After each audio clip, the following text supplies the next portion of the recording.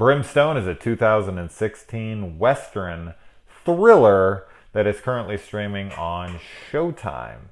It was recommended to me by a buddy months and months back. But then I was listening, and it wasn't like I didn't want to jump on it. I did, but my God, I was watching so many films. It's a 2.5 hour long Western. And I was like, oh my God, man, this could be, a chore. I don't know. But he told me it was excellent. I looked up reviews. I asked some friends. Anyone who had seen it was like, it's great. And I was like, all right, I'm going to get to it. As soon as I got my horror out of the way, it took me a while. And then I was listening to the Exploding Heads horror movie podcast, which is my favorite podcast.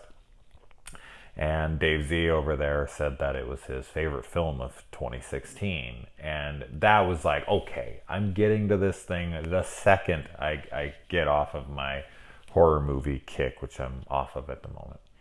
And man, this movie is excellent. Just excellent. It's the kind of movie you watch and you kind of, at the end, are left almost annoyed and angry that no one is talking about the movie, that films like this just completely get passed by. This is a film that you watch and you think, like, where was this during Oscar season?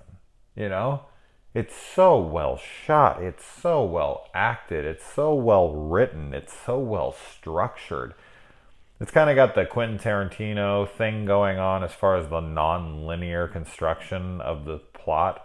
So it's told in like 4 different chapters and, they're not in order.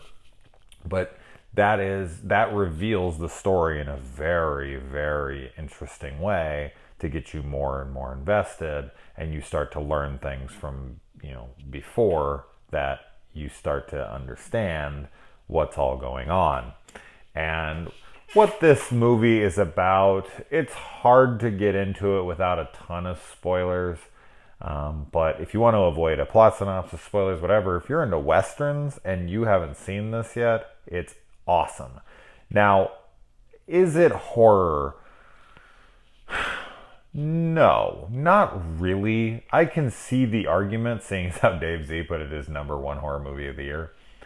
I can see the argument towards horror because it does go in a horror direction. But does it have a full horror feel to it the entire time? No.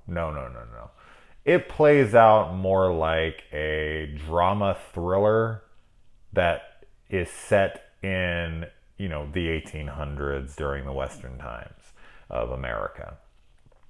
But man, Dakota Fanning is in this, Guy Pearce, and you've even got a couple Game of Thrones alums here. Melisandre, the Red Woman, and Jon Snow himself, which I know there's a lot of girls out there, a lot of people who love him, so I don't want to get people all like, oh my God, Jon Snow's in, I gotta watch it. He's not in it a ton. I would say maybe 10 minutes accumulatively. But what he is in, he's great. And everyone is. I mean, that just kind of goes without saying in this film. I couldn't knock a single thing about it. And for a 2.5 hour film, there should be pacing issues. There should be moments where I was like, we could tighten this up. I could cut this out. I don't need that. Nothing. I don't have anything to say bad about it.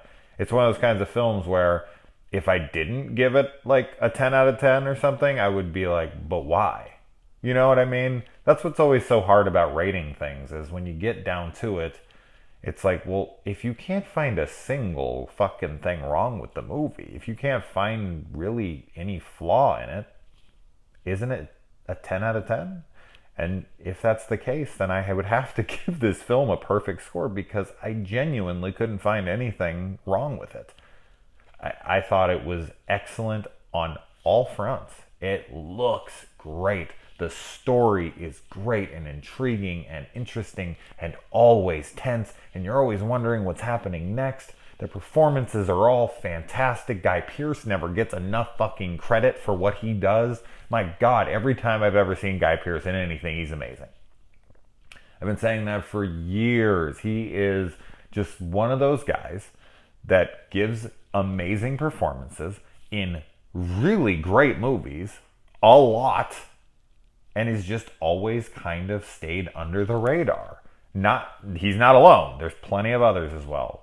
But he's just one extra actor for me that's like, why isn't this guy? It's not like he's unknown.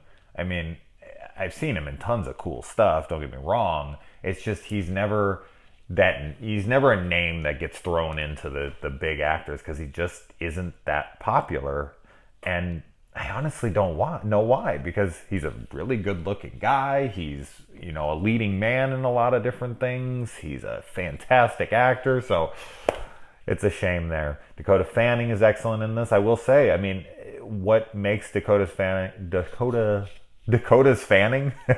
what makes Dakota Fanning's performance in this so much more interesting and impressive is the fact that she is mostly mute in this film. Her character has no tongue, and so she cannot speak. She can't, I do find it kind of odd that she can't make any noise, because just because you lose your tongue doesn't mean you can't moan or scream or anything. So there are moments where I was like, you could be screaming, you could be moaning, you could be doing something. So that seemed a little odd to me. It wasn't like her vocal cords were removed or anything. That's a nitpick, because this shit doesn't need any of that. It's just so well presented. It's so well structured. It's so well freaking... like, as I said, I can't say anything wrong about it. So obviously I'm just going to be over and over and repeating myself here. But I'm going to look into this director's work. I don't recognize his name, but man, I would love to see what he did next if he already has another film. I honestly haven't looked into it yet. But Western fan, absolutely. But as far as like the Western thing goes, it's not really a traditional Western. Like, I don't feel like what makes a traditional Western for me is a bunch of, gunslingers on horses and this and that. It's not like that at all. It's much more of a family drama piece that deals heavily with religion and really dark subject matter. Like, there's some really nasty shit that happens in this film. Not overly gory or anything, but just stuff that you're like, oh my god, they take it in such dark directions. And it's a very depressing movie too at times, because really you're sitting there and you're just watching people being abused in a time where no one cared. And it's a very realistic film in that sense. This was an ugly time in, the world, and they've kind of illustrate that extremely well here, and it's hard to watch at times. So, oh man, yeah, there's some rough sequences. As I said, there's some moments where you're like, Jesus, they went there. Fuck. It had to make some of the actors uncomfortable, to be honest, especially Guy Pearce. There's a sequence in this where I was like, damn, dude, that would be rough to even do. Like, you're such a horrible person that on screen, and you're doing something so distasteful and unforgiving and just horrendous, and to do that, I don't know, I feel like he would have had to take a shower after. So it goes in some really dark places, and it's a lot of surprises too, a lot of moments where I was like, oh shit, and it's never overly theatrical, with stuff, and it doesn't go the ways that you think it's gonna go. It's just a fucking beautiful, well-crafted, amazing film, and I highly recommend it. Even if you're not a Western fan, I would give it a shot. If you're not into it like 45 minutes in or something, I'd probably can it, because I don't think it's going to change. But if you're into it, it's totally worth the 2.5 hour ride, and it blew by for me like nothing. So that's a testament to the film right there. If a 2.5 hour film can just blow by, whew, that's saying something. So I hope that you guys check it out. It's worth the rental. If you don't have Showtime, check it out. Let me know what you thought. If you've already seen it, obviously let me know what you think below. All right, guys.